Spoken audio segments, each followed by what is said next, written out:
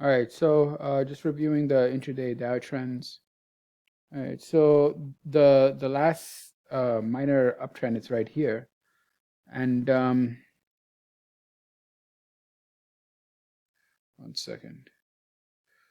So how did this happen? Okay, it climaxed, and then finally demand came in. As you know, capitulation or exhaustion on the way down, and then finally demand comes in, makes a higher high, and then it's going. But this could be just a counter trend, to come and test a level of resistance. So I'm not too enthusiastic about this.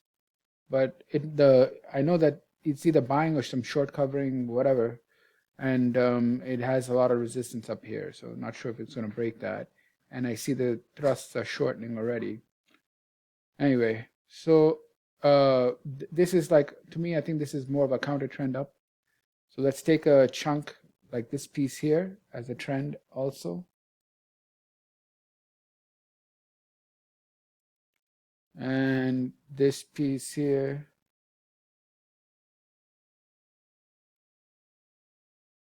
That's it. I don't want to do too much here, but as you could see up here, right here, you have volume. It went from 47 down to 3, 8, 9, and then 27.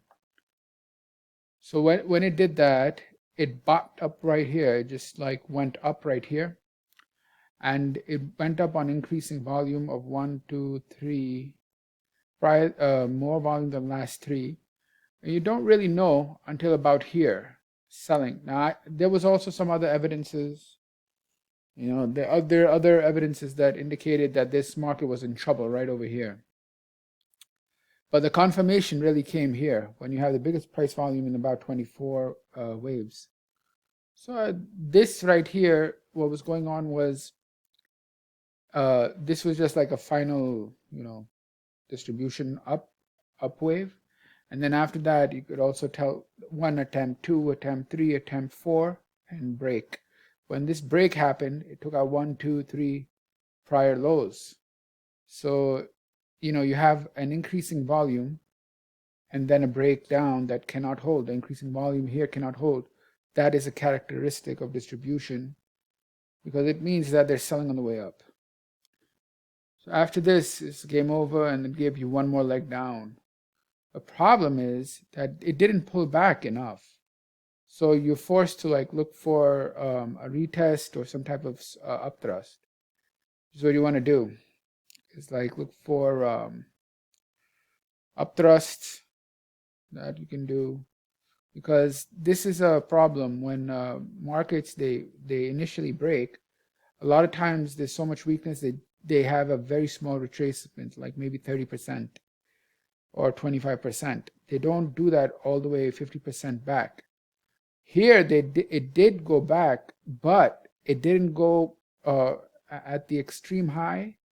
It went relative to the wave about 50% back, but not to the extreme high where the stop should be placed, because it's very hard to make a higher high after a complete break.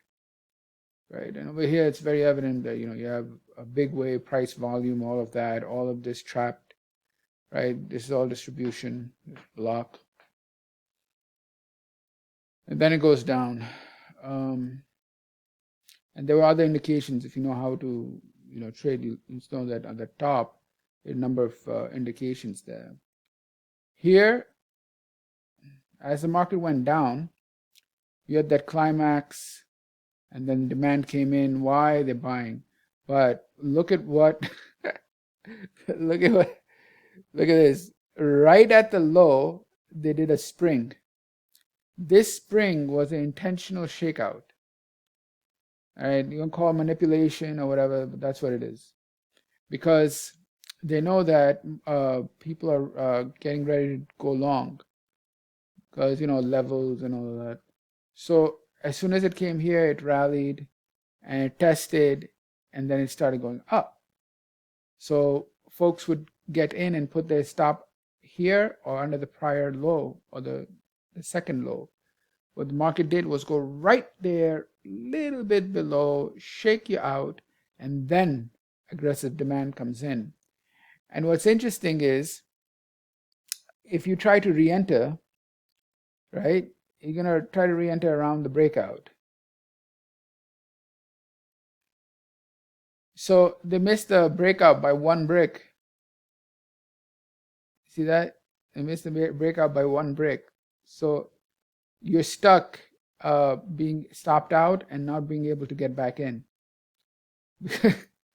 So yeah, that was interesting, because here it was very clear that this is demand because it came from a spring. When it comes from a spring, it means the market can't go lower, and demand is there as evident by demand, like biggest volume, biggest price, all of that came in with higher high. So demand is in, supply is unable to go lower because demand came in. They noticed and they just came in. And this was the breakout, looking to get in on the test of the breakout or the creek area. And what happens?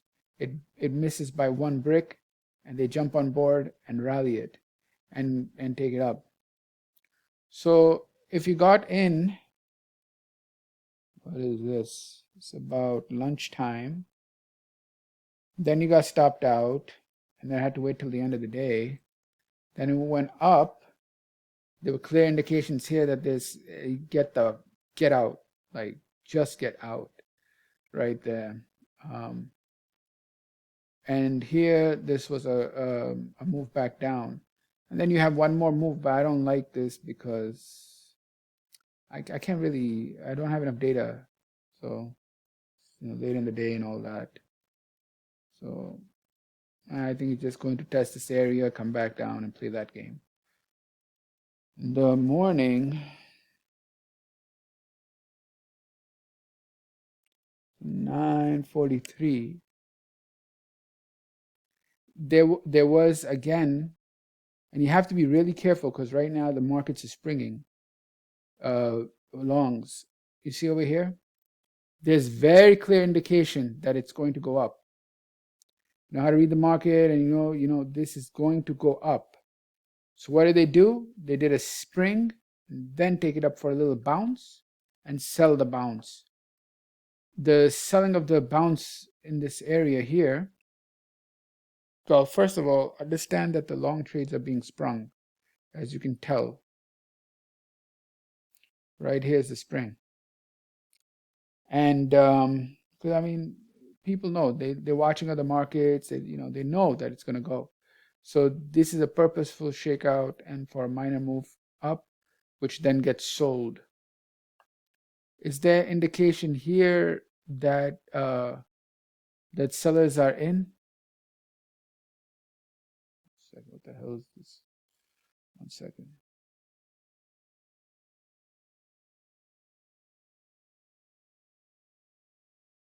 No, there's not clear indication here. There's one minor trend change indication, but not that exhaustion, or not the shortening of the thrust, or not the significant change of behavior, not the level, not that. The other indication, they say, yeah, it's going to fail. And eventually when it does, it goes down here to this trend.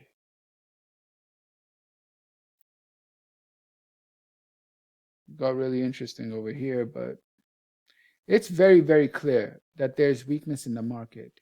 It's very, very clear. And one indication of that is when the long side is springing. The long setups are springing. In down markets, when you have long setups in bear market or down market, where the trend is strong, a downtrend, and you have long setups, this is the natural tendency. They will do springs. If you have a strong up market, uptrend, and you have a long setup, the tendency is to have a shallow pullback. But if you have a downtrend and you have a long setup, the tendency is to have a deep pullback. If it's a very strong trend to the downside, the tendency is not only to have a deep pullback, but to do a spring. So depending on the higher time frame trends and the strength of that trend, it will determine the amount of the pullback. In an uptrend, long setups will have a shallow pullback. In a downtrend, long setups will have a deep pullback or a spring. All right, that's all, folks. Thanks.